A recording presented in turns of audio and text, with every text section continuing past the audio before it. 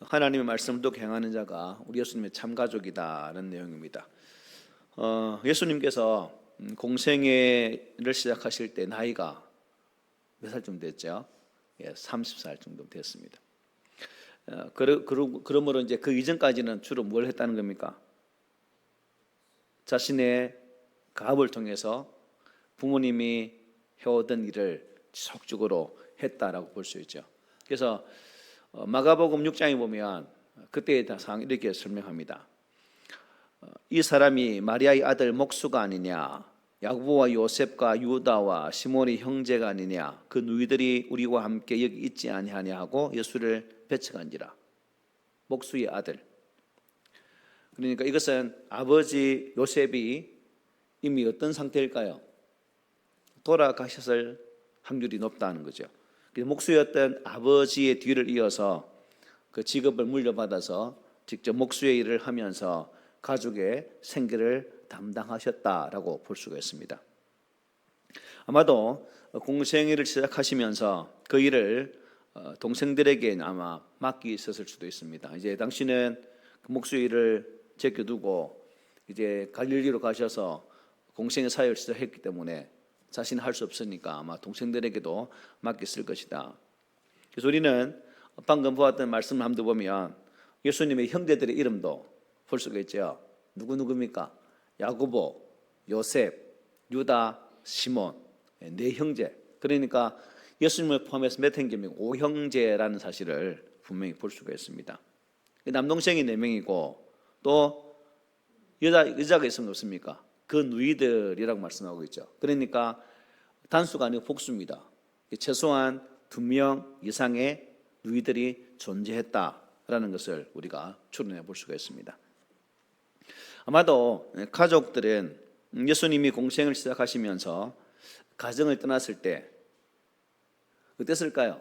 어느 날 느닷없이 장남이 저 목수 이제 안 하고 나가서 하나님의 일을 해야 되겠습니다 라고 했을 때 이 동생들의 반응이 어땠을까요? 아마 황당했지 않겠습니까? 어머니 마리아는 이미 당신의 아들 예수가 어떤 일을 해야 될지는 어려서부터 알고 있습니다. 그러니까 어머니는 당황했을 리 없겠지만 나머지 형제들은, 동생들은 예수님의 행동에 대해서 도무지 이해하지 못했을 수도 있다. 장남이 돼가지고 어찌 그런 하냐고. 우리나라만 해도 그렇잖아요. 장남이 어느 날 예수 믿음을 통해서 제사를 안 지내. 집안 장손이라. 그러면 난리 나죠. 종손이 무한 짓이냐고 난리 났을 겁니다. 그와 비슷한 그런 내용을 볼 수 있겠죠. 그런데 어느 날 그의 가족들이 갈릴리 지역으로 예수님을 찾아오게 됩니다. 자, 예수님이 어디에서 목수 일을 했죠? 나사렛. 그 다음에 공생의 사역을 출발점은 어디 지역에서? 갈릴리. 그러니까 제가 글을 읽을 때 중지해 보니까 나사렛에서 갈릴리까지는 약 24km 정도. 그리고 여기서 우리 교회에서 어디까지냐면 진영흑에서 좀 된다는 글이라고 보면 되겠습니다. 그래서 오늘 본문 19, 20절 이렇게 말합니다. 예수의 어머니와 그 동생들이 왔으나 무리로 인하여 가까이 하지 못하니 어떤 이가 알리되 당신의 어머니와 동생들이 당신을 보려고 밖에 서 있나이다 라고 말씀합니다. 자, 그러면 여러분 가족들이 갑자기 예수님을 찾아오신 이유가 뭘까요? 심심해서 형님이 오빠가 아들이 보고 싶어서 왜 왔을까요? 누가복음에서는 그 내용을 알 수가 없어요. 왜 찾아왔는지 혹시 압니까 혹시? 근데 마가복음을 보면 마가는 이 내용을 아주 자세하게 설명합니다. 마가복음 3장 20절 21절에 모두 함께 읽어보겠습니다. 시작. 집에 들어가시니 무리가 다시 모임으로 식사할 겨를도 없는지라 예수의 친족들이 듣고 그를 붙들러 나오니 이는 그가 뭐했다? 미쳤다 밀려라. 미쳤다. 자, 마가복음은 이 기록 얼마 뒤에 31절부터 예수님의 그 어머니와 동생들이 예수님을 찾아왔다라고 기록합니다. 그러니까 이들이 예수님을 찾아온 것은 소식이 궁금했거나 아들이 얼굴이 보고 싶거나 형이나 오빠의 얼굴이 그리워서 찾아온 것이 아니었다는 겁니다. 마귀에서 잡으려고 왜 잡으려고 한 거예요? 지금 장남이, 큰형이, 큰오빠가 정신 나간 짓을 하고 있기 때문에 그 정신 나간 오빠를, 형을 지금 잡으러 온 겁니다. 앞서 우리가 예수님께서 고향 나사렛에서 사역하실 때 당한 일들을 우리가 아마 기억할 겁니다. 광야의 40일 금식일을 마치고 사탄의 시험을, 말씀을 물리치시고 이제 본격적인 공생의 사역을 시작하게 되시죠. 예수님은 그 하나님 나라의 복음을 전하면서 그 첫 사역지로 어디를 선택했다고요? 갈릴리 지역을 선택하셨습니다. 갈릴리 각 마을의 회당에 들어가셔서 하나님의 말씀을 증거하시고 그들에게 하나님의 복음의 말씀을 가르치기를 시작했다는 겁니다. 예수님의 가르침은 그 당시의 권위적인 서기관들의 가르침과는 확연히 다른, 그 속에 교훈이 있고 도전이 있고 사람들의 마음을 감동시키는, 하나님의 은혜를 깊이 깨닫게 하는 그러한 힘이 있는, 권위가 있는 말씀을 전했다는 겁니다. 말씀에 목말라된 사람들에게 그야말로 생수와 같은 그런 말씀이었습니다. 그래서 무사람들이, 누가복음 4장 15절을 보면 무사람들이 예수님을 어떻게 했냐면 칭송했다라고 말씀해요.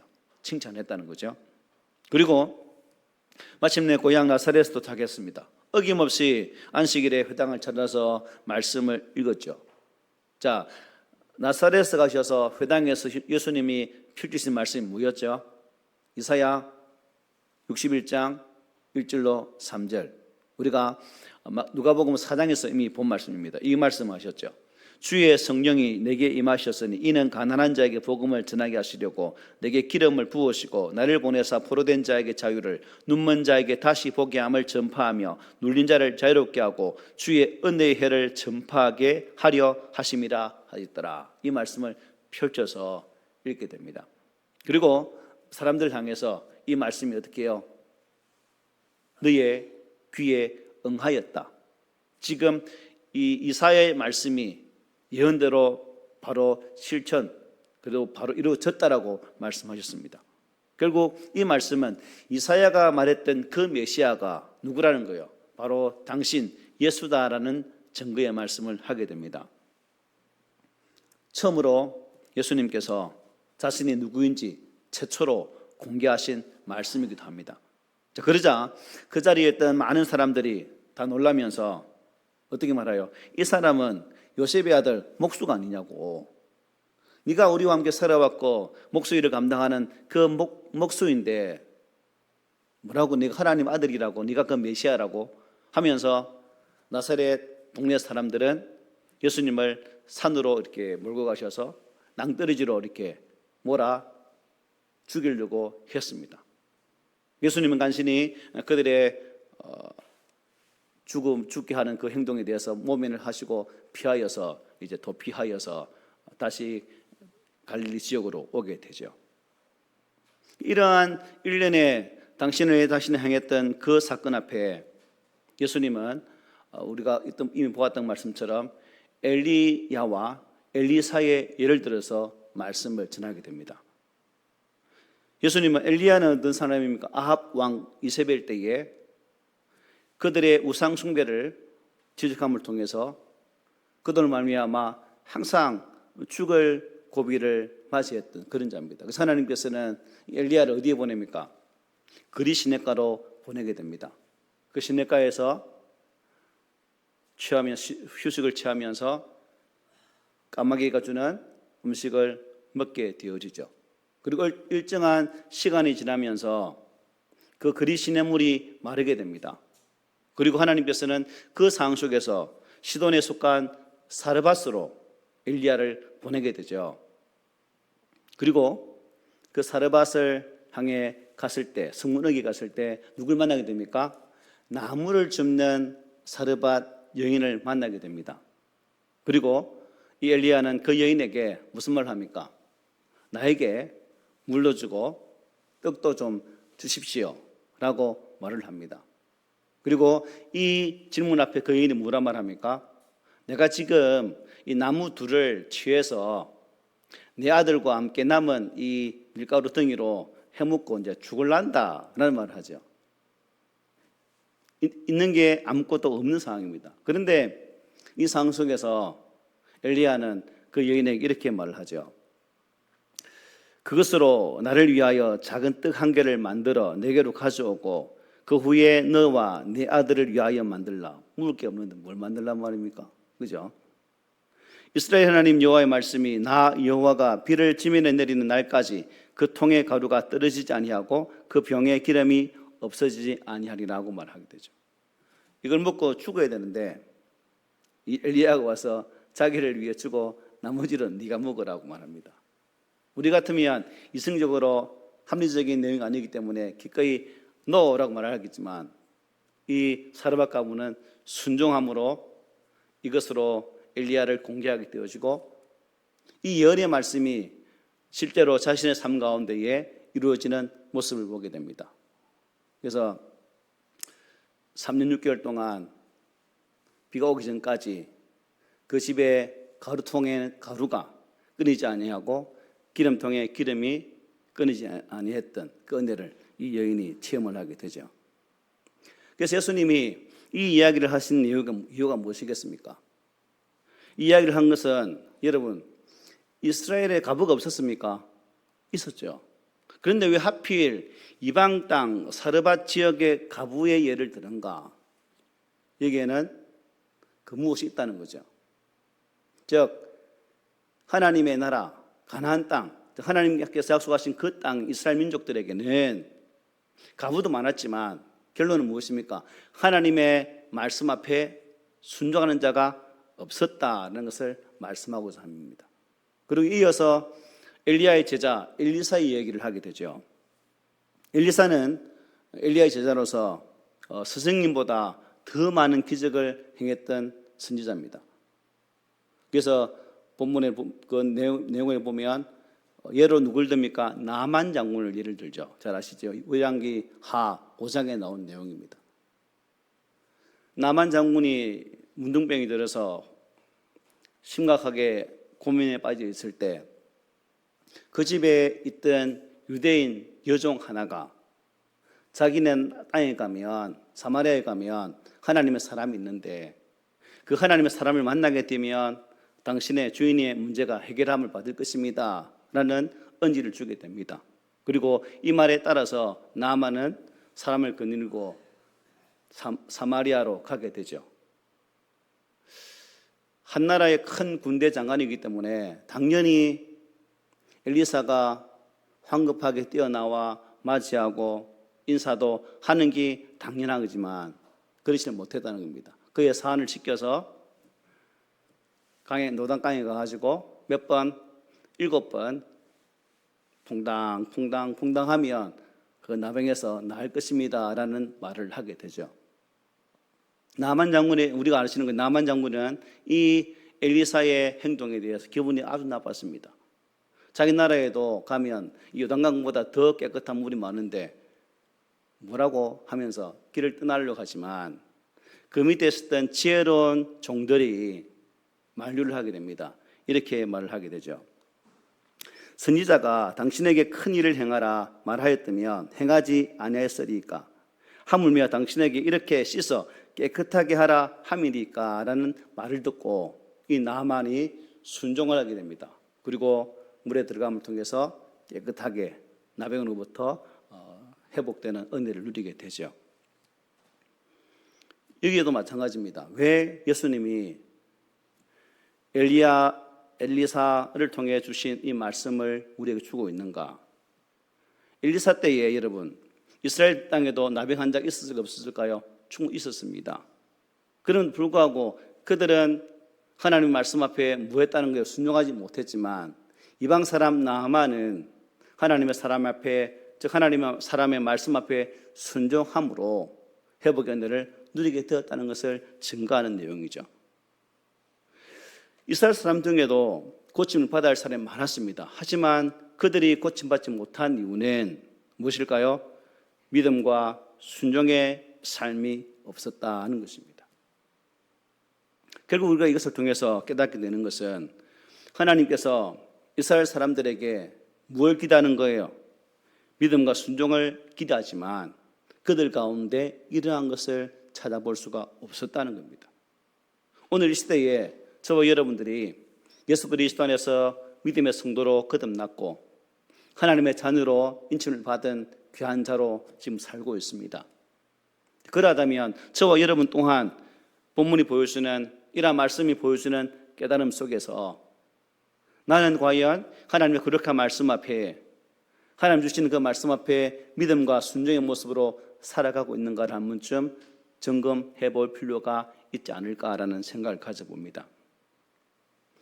우리는 이러한 주님의 모습을 통해서 예수님이 당시 공생사역을 감당하면서 예수님 앞에 맞닥뜨렸던 많은 수많은 문제들이 결국 믿음 없는 자들의 삶을 통해서 예수님은 고향이 아니라 더 다른 지역으로 떠나갈 수밖에 없었고 또 타 지역 속에 하나님의 더 큰 은혜를 증거하는 모습을 볼 수 있고 유대인들이 믿지 못함을 통해서 이방인들이 더 많이 예수 앞에 나오게 되어지고 소외되고 가난하고 가부와 고아들을 통해 복음의 은혜가 더욱 확산되는 모습을 분명히 볼 수가 있습니다. 자, 그러면 한번 상상해 보십시오, 여러분. 앞으로 돌아가서 예수님이 떠난 이후에 이 나사렛에 남은 가족들은 어땠을까요? 앞서 보았던 마가복음 3장 21절 말씀이 그 남은 가족들에게 어떤 일이 일어났는지를 단편적으로 보여주는 내용이죠. 예수의 친족들이 듣고 그를 붙들려 나오니 이는 그가 미쳤다 함이더라.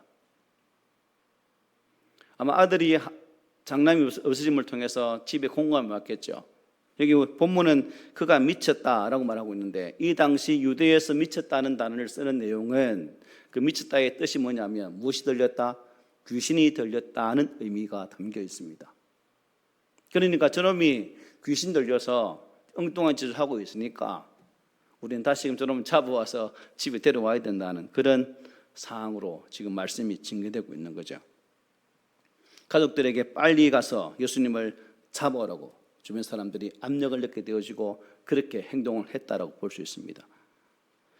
예수께 대한 이 비판, 이러한 모습들을 보면서 참 이러한 배척과 또한 오해를 보면서 영적 무지는 결국 참된 메시아를 물리하게 되는 결과를 낳게 된다. 우리 또한 하나님에 대한 무지, 예수에 대한 무지는 우리의 신앙을 성장시키지 못하고 제자리에 머물갈 수밖에 없다. 그러므로 저와 여러분들은 우리의 신앙의 중심이신 예수 그리스도를 열심히 배우고 하나님을 힘써 알아갈 수 있는 그러한 믿음의 자세가 우리에게 필요하다겠습니다. 그러면 여러분, 예수님의 형제들은 예수님에 대해서 어떻게 생각하고 있을까? 오늘 본문은 어떻게 생각했는지 모르잖아요, 그죠? 그런데 요한은 그 형제들이 어떻게 생각했는지를 자세히 묘사를 하고 있습니다. 요한복음 7장 1절로 5절을 보면 이렇게 말씀해요. 그 후에 예수께서 갈릴리에서 다니시고 유대에서 다니려 아니하심은 유대인들이 죽이려 함이르라. 유대인의 명절인 초막절이 가까운지라. 그 형제들이 예수께 이르되 당신이 행하는 일을 제자들도 보기에 여기를 떠나 유대로 가소서. 스스로 나타나기를 구하면서 묻혀서 일하는 사람이 없나니 이 일을 행하려 하거든 자신을 세상에 나타내소서 하니 이는 그 형제들까지도 예수를 믿지 아니함일러라. 자, 형제들이 뭐라 말합니까? 스스로 나타나기를 구하면서 이렇게 묻혀서 말하는 사람이 없다 아이가. 빨리 보여주라. 이게 칭찬이에요, 뭐예요? 핀잔을 주는 말이죠. 예수님의 형제들도 예수를 믿지 못했다. 오히려 비난하고 조롱하고 비꼬면서 지금 이 말을 하고 있습니다. 현대어 성경을 표준어 성경 보면 더 쉽게 이 말을 풀어주고 있거든요. 한번 찾아보시기 바랍니다. 예수님의 말씀이 여러분 참 예수님이 이 말을 듣고 마음이 어땠을까요? 우리가 가족에게 조금만 상처되는 말을 들어도 얼마나 마음이 아픕니까? 그런데 비비꼬아서 지금 말을 하고 있습니다. 가족으로부터 전혀 지지를 받지 못했던 예수님의 공생의 출발점입니다. 하나님 일을 하는 것 참 힘들고 고독한 사역인데 가족은 전혀 그것을 이해하지도 알지도 못했고 오히려 비꼬는 그런 사역인 것을 보게 되죠. 아마도 예수님은 가족들이 무슨 이유로 자신을 찾아왔는지 알았을까요? 몰랐을까요? 아마 잘 알고 계셨을 것으로 보여집니다. 그래서 가족들을 만나러 나가시지 않고 그 주변에 있던 사람들에게 이렇게 말씀을 하게 되죠. 21절입니다. 예수께서 대답하여 이르시되 내 어머니와 내 동생들은 곧 하나님의 말씀을 듣고 행하는 이 사람들이라 하시니라고 말씀하게 되죠. 마가복음에 보면 예수님은 더욱 아주 강경한 의도로 말씀합니다. 마가복음 3장 33절로 35절입니다. 누가 내 어머니이며 동생들이냐 하시고 둘러 앉은 자들을 보시며 이르시되 내 어머니와 내 동생들을 보라. 누구든지 하나님의 뜻대로 행하는 자가 내 형제요 자매요 어머니다라고 말씀하셨습니다. 하나님의 말씀대로 행하는 자가 자신의 참 가족이다라고 말씀하고 있는 부분입니다. 이 말씀을 우리가 오해해서는 안 되겠죠. 예수님은 어머니와 가족을 무시하는 아주 불효막심한 놈이다 라고 오해해서는 안 될 것입니다. 또 너무나 가족에 의해서 무책임하고 그 책임을 등한시하는 그런 참 나쁜 사람이다 라고도 해석해서도 안 되겠죠. 예수님은 가족, 특히 홀로 남겨지는 어머니에 대해서 어떻게 하겠습니까? 십자가상에서 사랑하는 제자 요한에게 네 어머니다 라고 맡기신 장면 우리 잘 아시지 않습니까? 그것처럼 예수님은 결코 불효자가 아니었고 가족을 등한시하는 그런 자도 아니었습니다. 하나님의 거룩한 구원의 사명을 이루시기 위해서 당신의 공생의 사역을 이루시기 위해서 그는 가정을 떠나야만 했고 하나님의 구원의 거룩한 길을 걸어가야만 했었기에 가정을 떠날 수밖에 없었다는 사실을 성경은 우리에게 잘 말씀하고 있죠. 예수의 제자 중에서 동생 중에서 여러분 누가 잘 기억납니까? 야고보죠. 야고보가 나중에 변화되어서 야고보서를 쓰게 되어지는 역사를 만들게 되죠. 그러므로 우리가 이것을 보면서 참 하나님의 때에 하나님의 방법으로 변화되어지는 역사를 보면서 또 우리가 아무리 우리 힘으로 한 영혼을 변화시키려고 할지라도 그리 되지 아니할 때도 참 많습니다. 그런 하나님은 그런 상황 속에서도 그런 자들의 마음을 조금씩 변화시키시면서 구원의 은혜를 흘려보내는 모습을 야고보를 통해서도 우리가 깨닫게 되죠. 신구약 성경을 살펴보면 성경은 모두 부모 공경, 형제 사랑에 대해서 많은 말씀하고 있습니다. 몇 가지만 보면 출애굽기 지난 어버이 주일날 본 말씀인데요. 내 부모를 공경하라. 그리하면 너와 너희 하나님 나 여호와가 내게 준 땅에서 내 생명이 길리라 말씀했죠. 에베소 6장입니다. 내 아버지와 어머니를 공경하라. 이것은 약속이 있는 첫 계명이니 이로써 내가 잘되고 땅에서 장수하리라 말씀하셨습니다. 디모데전서 5장 4절입니다. 만약 어떤 가부에게 자녀나 손자들이 있거든 너희 저기로 먼저 자기 집에서 효를 행하여 부모에게 보답하기를 배우게 하라. 이것이 하나님 앞에 받으실 만한 것이니라고 말씀하셨습니다. 오늘 말씀에는 나오지 않았지만 디모데전서 5장 8절에 보면 형제, 자매를 이렇게 돌아보지 않으면 불신자보다 나쁜 사람이다 라고까지 말하는 장면을 볼 수가 있습니다. 그러므로 오늘 말씀의 의도는 혈통적인 가정을 무시하려는 것이 아니라 뭐예요? 혈통적 가족을 초월하는 새로운 영적 가족의 형성에 대해서 말씀하고 있다는 거죠. 혈족인 그런 가족이 아니라 하나님 안에서 하나님의 말씀을 따라 그 말씀을 행하는 자가 진정으로 영적인 새 가족이다 하는 것을 주님은 말씀하고 있는 거예요. 모든 사람이 혈통을 뛰어넘어서 믿음 안에서 한 가족이 되었다는 것을 선포하는 말씀입니다. 왜 예수님께서 이 말씀 주셨는가? 여러분, 이스라엘 백성이 어떤 자들입니까? 그들은 하나님 안에서 한민족으로 하나님을 섬기는 그러한 백성입니다. 그런데 그들이 하나님의 처음 부르심을 통해서는 그러한 하나님의 부르심에 대해서 순종한 삶을 살았지만 시대가 지나면서 특별히 바벨론 포로 이후에 이스라엘 백성들의 생각은 많이 고차가 되어집니다. 어떻게 해요? 유대인.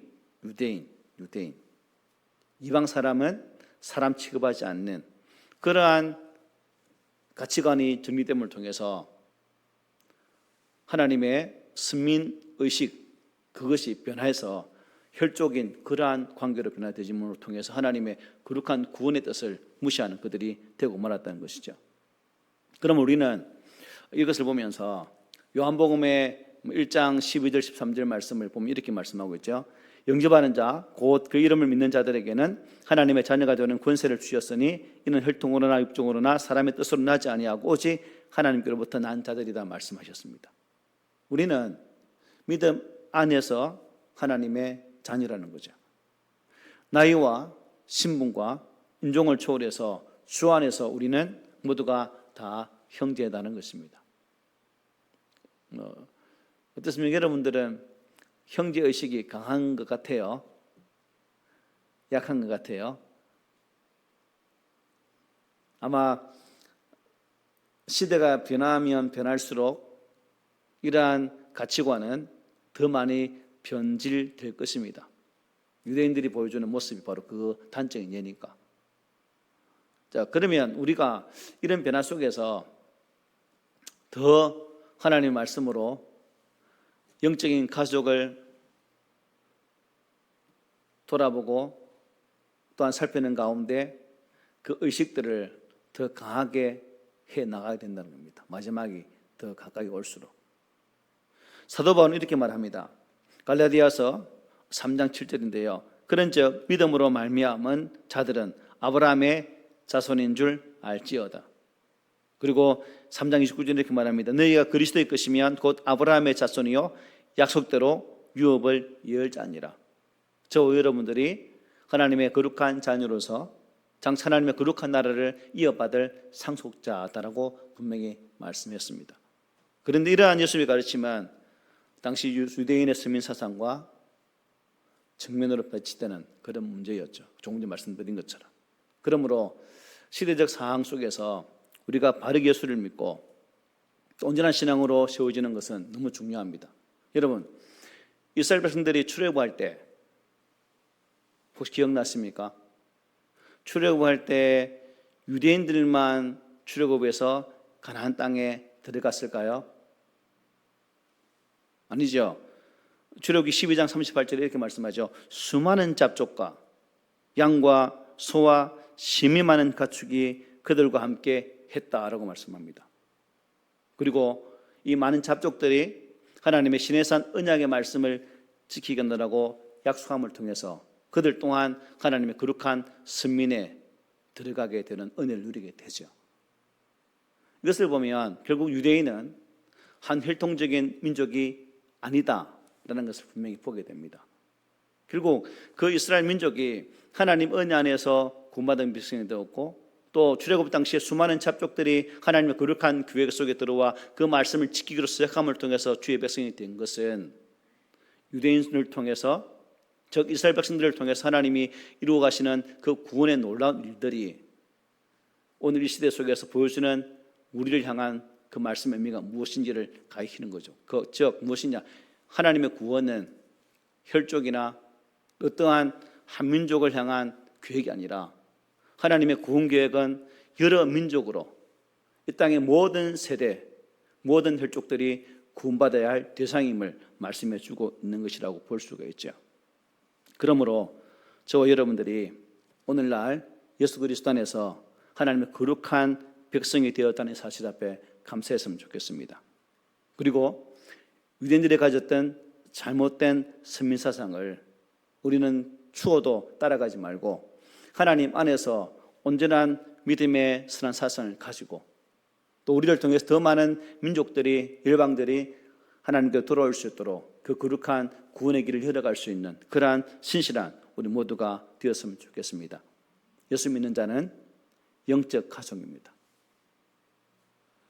그러므로 우리는 이 분명한 사실을 통해서 영적 가족은 믿음 안에서 하나님의 말씀을 듣고 행하는 모습이 있어야 되겠고, 또한 그 말씀을 통해서 주신 오늘 본문 말씀처럼 하나님의 말씀을 행하는 자가 예수님의 참 가족이 된다는 사실을 기억하면서 저도 여러분도 하나님의 말씀을 행함을 통해서 하나님 우리를 바라보실 때 그래 너희들이 나의 참 가족이다라고 인정받는 그런 신실한 성도가 되시기를 오늘 말씀으로 부탁을 드립니다. 아멘.